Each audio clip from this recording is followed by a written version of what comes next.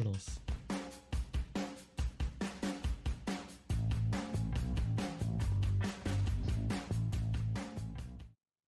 Salut à tous, c'est mercredi, le 13h30. À quelle heure? À 13h30, voilà, c'est comme ça, c'est facile. C'est beaucoup plus facile. Parce qu'à un moment, on s'est dit, tiens, on va l'appeler le 13h15 et on va démarrer à 13h30. Non. Erreur que ça aurait été. Aujourd'hui, on a un nouvel intervenant, la personne d'Amine Costali. Comment vas-tu? Ça va très bien et toi? Ça va. En plus, on a l'heure juste au-dessus de ta tête. Là, tu as une énorme horloge. C'est l'horloge de l'hôtel de ville. C'est cool. Donc, Amine Kostali qui est dans les équipes BI de chez Neos. Et il va nous parler de Microsoft Fabric aujourd'hui. On n'en a pas encore parlé dans notre instant. Donc voilà, ça va être cool. Première session. Amine, comment tu te sens? Oui, c'est très bien. Bah, Ah, j'espère que ça c'est ne sera cool. pas la dernière séance. Ah ben non, non, bien sûr, bien sûr, bien sûr. Alors là, attends, pas rigoler. Ok, on t'écoute. Tu peux lancer. Euh, ouais. Aujourd'hui, je vais vous présenter le nouveau produit qui a été lancé récemment avec Microsoft. C'est Microsoft Fabric. Mhm. Je vais commencer par une petite présentation. Ce que c'est Fabric. Après, je passerai sur les grands composants de Fabric, ainsi la licence, et je finirai par une petite démonstration. Excellent. On aime Euh, beaucoup du coup, démonstration. Du coup, Microsoft Fabric se représente donc comme une plateforme d'analyse unifiée qui rassemble tous les outils de Microsoft ou bien tous les produits de Microsoft que nous utilisons aujourd'hui, depuis l'entrée jusqu'à la sortie, on le retrouve. Mhm. Aussi, c'est une nouvelle plateforme complète en SaaS, logiciel en tant que service cloud. Ça veut dire que les entreprises n'ont plus besoin d'installer et de lancer des applications sur leur propre machine ou sur leur data center. Ça veut dire qu'il suffit juste installer l'application et de l'utiliser. C'est un outil intégré d'analyse de données, vu qu'on trouve en fait plusieurs produits d'analyse tels que Data Engineering, Azure Synapse, Data Engineering, etc. Un service cloud conçu pour venir simplifier et unifier l'expérience d'utilisateur, qu'il soit ingénieur avancé, orienté technique ou métier, parce que Fabric offre une expérience spécifique de manière qu'il puisse travailler sur son domaine de l'expertise. Mhm.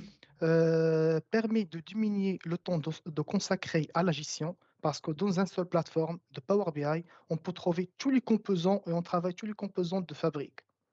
Ok. Mais pour le moment, il est important de comprendre que Microsoft Fabric n'est pas un nouvel outil. Il s'agit d'une suite et de services d'analyse individuelle qui fonctionnent en synergie pour offrir une expérience d'analyse unifiée. Et Ok. pour ce faire, Fabric comporte 7 corps de workloads. Le premier, c'est Data Factory, un outil d'intégration des données. Synapse Data Engineering, c'est un outil ETL, ça veut dire qu'on peut faire l'extraction, transformation et le chargement des données. On trouve aussi Synapse Data Science, c'est pour l'analyse de données. Mhm. Synapse Data Warehouse, c'est un entrepôt de données ou bien Data Warehouse. Real Time Analytics, c'est pour l'analyse de données en temps réel. Ça, c'est pour les gens qui font Big Data. Et Power BI, bien évidemment, c'est pour visualiser les données. Et Data Activity, c'est pour la sécurité, en fait, pour gérer la sécurité au sein de l'organisation. Et Mhm. finalement, OneLake, c'est le compte de stockage de toutes les données utilisées dans Fabric. Ça veut dire toutes les composants Fabric, le compte de stockage utilisé derrière, on trouve toujours OneLake. Ok. Du coup, on va Attends, commencer j'ai par... une question. J'ai une question. Ouais. Moi qui connais pas bien cette partie-là, ça Mhm. me fait penser drôlement tout ce que tu évoques là à SQL Server Management, comment ça s'appelle Transact le SQL. non non non c'est l'outil qui vient avec SQL Server, avec SSRS, avec SSIS et tout ça. C'est Bah, en, du coup c'est quoi? C'est en- un concurrent? non, en fait, en Promise, on trouve SSS, l'outil de l'intégration, SSRS, etc. Mais côté Azure, on a en fait D'accord, donc des ça c'est outils la partie SaaS. Ce exactement. serait c'est l'offre SaaS qui donne les outils qui seraient Exa- similaires à ce qu'on a évoqué là. Exactement. Et Ok, l'équivalent en fait de SSS en Promise, c'est Data Factory et Data hmm. Factory, oui. Et Ok, je Azure comprends. Synapse. Ok, merci. Voilà. Et je commence par OneLake. En fait, OneLake est un service SaaS Ça veut dire qu'il faut juste en fait l'installer et l'utiliser. Et aussi OneLake permet un package facile des données entre l'utilisateur et les applications. Mhm, Parce qu'en fait, OneLake facilite en fait le partage et l'administration de la sécurité. Il n'est pas en fait nécessaire de déplacer les données pour l'exploiter. Ça veut dire que les développeurs, c'est eux, en fait qui exploitent les données dans plusieurs clouds. Un lac, en fait, OneLake, c'est un lac de données unique et logique, mhm, prenant en charge toutes vos charges de travail Fabric. Parce qu'en fait, Microsoft Fabric, c'est une solution centrée déjà sur le lac. Cela signifie qu'on OneLake est le point focal et le référentiel central pour stocker toutes les données en fait organisationnelles dans Fabric. Donc, dans son essence, Fabric est une architecture Lighthouse, puisque les données sont stockées dans le lac, au format de fichier, soit Delta, soit Parquet. Et à mhm. partir de là, on peut être traité à l'aide de n'importe quel outil capable de lire ces deux types de fichiers, soit Delta, soit Parquet. Ok. Euh, passe- Passons maintenant à data engineering. En fait, Data Engineering permet excellente expérience de création pour Spark, un démarrage instantané avec des pools en direct et la possibilité de collaborer. Et les utilisateurs peuvent effectuer plusieurs tâches avec Data Engineering. Le premier, c'est de créer et gérer vos données à l'aide d'un Lakehouse. Et pour les charger les données dans Data Engineering, bah, il y a deux moyens de le faire. Soit on utilise des pipelines pour copier les données, transformer et de les charger dans Lakehouse, ou bien d'utiliser ce qu'on appelle des blocs-notes pour écrire des codes pour l'ingestion, la préparation, la transformation et le chargement des données. Passons maintenant à Data Warehouse. En fait, Data Warehouse, Microsoft Data Warehouse est un système de base de données qui stocke les données dans OneLake et fournit un moyen d'interagir avec la base de données SQL. Warehouse fournit également un puissant moteur de calcul en arrière-plan pour prendre en compte de gros volumes de données et prendre en charge un système de base de données performant. Mhm. C'est parce qu'en fait, dans Data Warehouse, bah, on trouve toujours ou bien en stock que les données qui doivent être analysées. Bah, cette définition peut-être de Data Warehouse vous ferez peut-être vous demander quelle est la différence entre Data Warehouse et Lakehouse. Et c'est ça ce qu'on va regarder dans le prochain slide. Mais Ouais. avant de passer à la différence entre les deux, bah, en fait, les données peuvent être chargées dans l'entrepôt de données à l'aide de trois options. Le premier, c'est copie de commande. Ça veut dire des transactions SQL, par exemple insert into, etc. Mhm. Et à partir de n'importe quelle base de données, ça veut dire des bases de données préchargées, par exemple Adventure Work, ou bien à l'aide de Data Pipeline. Et dans la démo d'aujourd'hui, bah, je vais vous montrer comment alimenter Data Warehouse à l'aide de Data Pipeline. Ok. Passons maintenant à comprendre la différence entre Lakehouse et Warehouse. Actuellement, Microsoft Fabric offre deux possibilités pour gérer ses charges de travail. Le premier, c'est Lakehouse. Et comme vous voyez en fait dans ce scénario, les données sont chargées, transformées et conservées en exploitant des blocs-notes Spark ou bien des Spark Notebook. Mhm. Euh, euh, Par contre, dans l'entrepôt de données, les données sont chargées, transformées et conservées, tirant parti du langage SQL. Ça veut dire dans l'entrepôt de données, on trouve que le langage SQL. Évidemment, D'accord. bah, c'est une distinction de haut niveau pour moi parce qu'il y a plus de nuances entre ces deux. Et toujours en fait, la couche de stockage pour les deux scénarios est la même. Toujours en fait, on trouve OneLake parce que le OneLake, c'est le point de stockage de toutes les composants fabriques. Et il y a quelques différences évidemment, mais les principales, je les mets en fait dans ce tableau. Comme vous voyez en fait dans la type de données, dans Lakehouse, on stocke tous les types de données possibles, que ce soit structurées, semi-structurées ou non structurées. Par contre, en fait, dans Data Warehouse, bah, on trouve que les données structurées, ça veut dire les données propres et prêtes à analyser.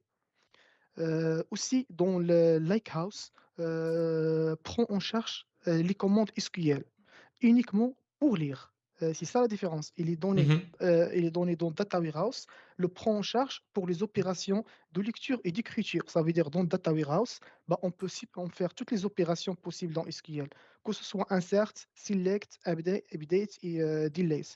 Par contre, dans Lakehouse, on peut juste lire en fait, on peut juste faire l'opération select. Ok. C'est ça la différence.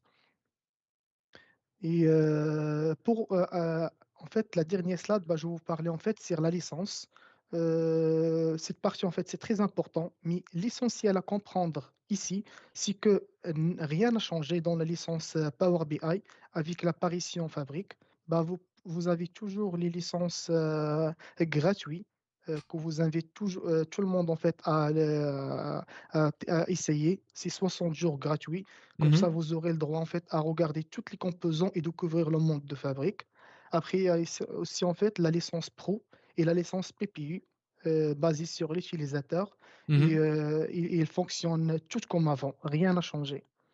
Et pour en fait obtenir ou souscrire à une capacité fabrique, il faudrait soit faire deux choses, soit switcher en fait votre capacité Power BI Premium existante en une capacité fabrique, ou bien acheter en fait une capacité fabrique Azure SKI. En fait, SKI, ça veut dire la fameuse F. On a 11 types de SKI, de F2 jusqu'à F 2048. Mhm. Et comme en fait, vous pouvez remarquer dans le tableau, F64 équivalent à P1 dans Power BI et D'accord. F128 équivalent à P2, etc. Bah, parce qu'en fait, Microsoft permet aux capacités Power BI Premium d'être automatiquement des capacités fabriques. Bah, cela signifie que non seulement vous pouvez créer des contenus Power BI et le partager, mais vous pouvez également utiliser des services et des objets Microsoft Fabric et sans frais supplémentaires. C'est ça l'avantage. Et Mhm. maintenant, bah, vous pouvez avoir P1, mais vous pouvez créer des Lakehouse, Data Warehouse, Data Engineering, toutes les composants Fabric. Et Ok. et le Power BI P1, bah, dans le prix, comme vous voyez dans le tableau, est d'environ 8 400 $, équivalent au SKI F64 8 Vcore. Mhm. Et Microsoft Fabric fonctionne sur deux types de SKI. Bah, Azure, ça veut dire facturation à la seconde engagement, et Microsoft 365, facturation mensuelle ou annuelle avec un engagement mensuel. D'accord. Et passons maintenant à la démo. C'est parti pour la démo. Ouais. J'ai C'est la partie très l'impression. importante. Bah oui, c'est super la démo, c'est ce qu'on veut. Ouais. Du En coup, tout ça, cas, c'est c'était clair. C'était clair. Et puis moi, je suis content parce que j'allais poser la question sur l'histoire de la facturation, mais tu m'as devancé. Je connais bien. ouais. Bah, on revient après. On revient après la démo. Comme ça, on va parler plus sur la Ok. facturation. Ça, en fait, ça, c'est la plateforme de Power BI. Et pour en fait commencer à créer un entrepôt de données ou n'importe quel composant fabrique, vous devez d'abord activer Fabric, bien évidemment. Du coup, Ok. pour l'activer, bah, c'est dans Setting et admin portal et activer en fait l'option fabrique en fait. D'accord. Et après l'activation, bah, il y a un petit bouton Power BI qui est apparaître ici. Et ensuite, bah, vous pouvez accéder au portail fabrique et sélectionner la charge de travail que vous voulez. Bah, Hmm. dans notre cas, bah, on va choisir Data Warehouse, vu qu'on va faire une démonstration de Data Warehouse. Et avant en fait de créer un data warehouse, bah, vous remarquez en fait dans l'entête qu'on a Azure Data Warehouse, Synapse Data Warehouse. Ça veut dire en fait que Synapse est le composant en arrière-plan responsable de toutes les charges de travail d'entreposage dans Fabric. Ça c'est très important. Mhm. Et on va créer un nouveau data warehouse. On va donner un petit nom, 13h30 par exemple. Très joli nom. Et après, en fait, vous serez vous diriger directement dans l'explorateur d'entrepôt de données. Ok.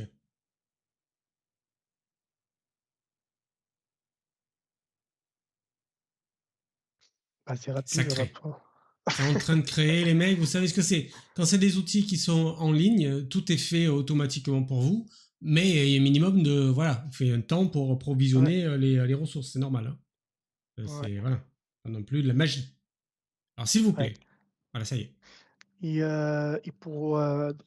dans cette partie, en fait, vous pouvez choisir une méthode pour charger les données dans l'entrepôt. Et comme je vous ai montré dans les slides, bah, j'ai parlé en fait sur trois méthodes pour alimenter les données dans Data Warehouse, soit à l'aide des transacts SQL, soit avec des bases préchargées. J'ai donné en fait l'exemple à Adventure Work, et soit à l'aide des pipelines. Bah, dans notre cas, on va choisir en fait Data Pipeline. On va donner un nom, bah, Dimo. Tout court.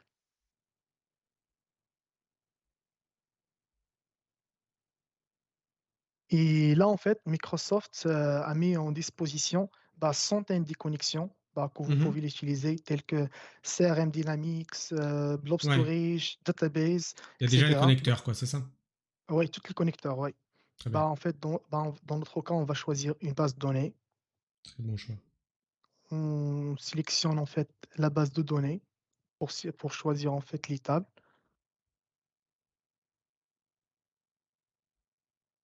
Next, on va cliquer sur Next. On va sélectionner deux ou trois tables, par exemple. On va choisir la Mhm. table, table client et table vente. Excellent choix. Sales, voilà. C'est la meilleure table, ça.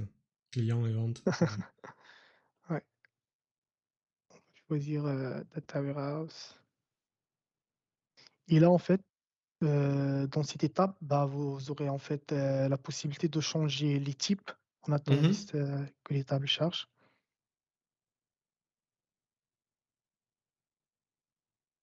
Bah, ce sont des tables, je crois, volumineux. Pour ça, ça prend du temps Ouais, pour charger. ça charge. C'est gentiment. Voilà. Bah, Impeccable. dans cette table, bah, vous pouvez en fait choisir les types. Mhm. Bah, dans notre cas, on va garder comme ça. Et pareil pour la table fact table. Et dans la prochaine étape, mapping, c'est not properly configured, please. Non, table existante.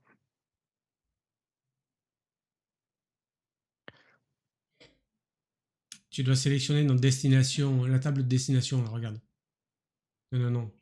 Là, voilà, là. Non, Là où il y a marqué loading, là, tu vois. ouais, Tant que, regarde si tu peux pas choisir là-dedans. Hmm. Il est en train de charger. voilà, c'est bon. Voilà. Il a chargé le premier, il a chargé le deuxième. Superbe. Le deuxième, il veut pas. Il faut faire le colonne Access, mapping maintenant. non. Attends, supprime.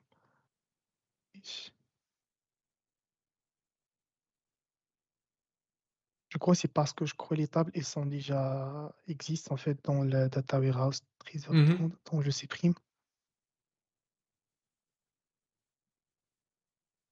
Voilà. Ah, d'accord. Bah, j'ai choisi en fait 13h30. Je suis trompé.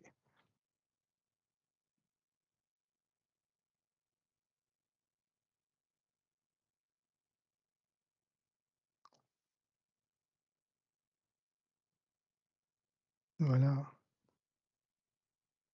Ok. Pipeline 1.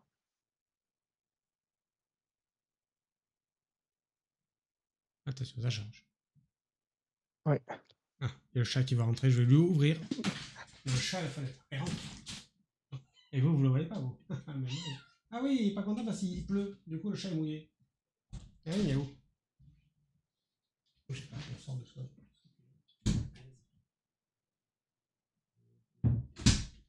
Chat tout mouillé. Alors, comment ça se passe ici? Ça charge toujours? Ah, il est toujours en charge. Le truc qui est là. Et on voit quand tu es sur tes 60 jours d'essai, là, c'est ça? Parce que je vois qu'il te Ouais, reste 59 jours. T'as pas la pression, ça va? 59 jours, ça va aller? ça va. Télécharge longtemps, le bougre. Ah, ça y est, il se passe des Ouais, trucs, il se passe des trucs. c'est bon? J'ai l'impression.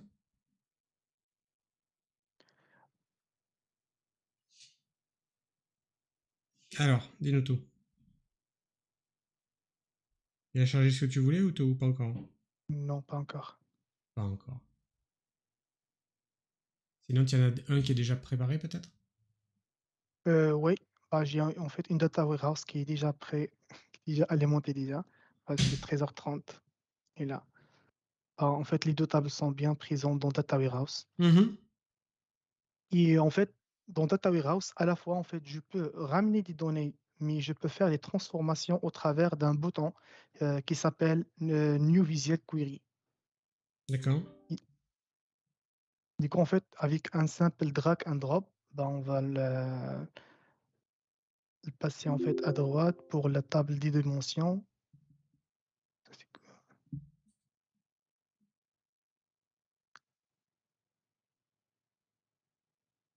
Oui, il a basculé à droite. Ah,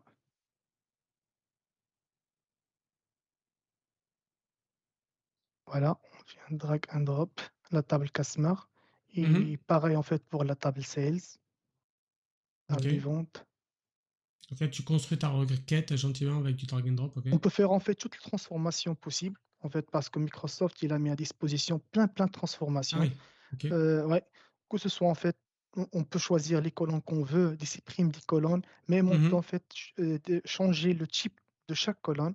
Mhm. Et dans notre cas, par exemple, on va choisir, juste 3 colonnes, customer key pour faire le lien avec la table sales et customer, juste 2 colonnes.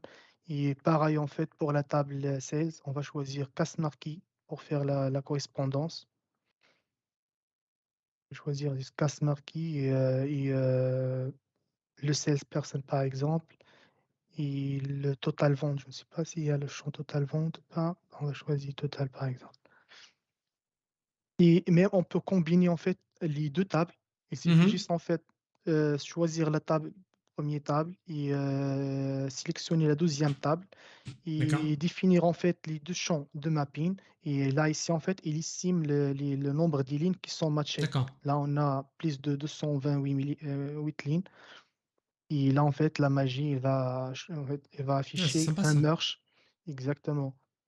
Du coup, on a choisi juste les colonnes utiles et on a fait 2-3 transformations. On peut faire plus, mais on peut concaténer, on peut supprimer, on peut faire ce qu'on veut Ouais. et il s'arrête pas là. Bah, on peut aussi, en fait, connecter à Power BI facilement. On peut créer des mesures et il y a un simple bouton ici, bah, New Report. Si on clique, là-dessus, il va m'amener directement dans Power BI avec un seul Mhm. clic et comme ça, on va réaliser, en fait, un rapport, ce qu'on veut. Bah, on Donc là, peut faire c'est par le rapport qui correspondra à la à la requête que tu as dataset qu'on a designée, là, c'est ça? préparée. D'accord. Exactement. Du coup, on a chargé notre data warehouse, on a fait la transformation. Bah, il Mhm. reste, on fait juste ça à faire des visualisations et des rapports. Bah, on fait ce qu'on veut, ça dépend le besoin.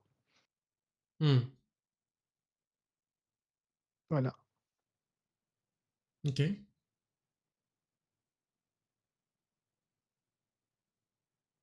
T'as d'autres trucs à nous montrer sur cette partie de démo? Normalement, c'est tout.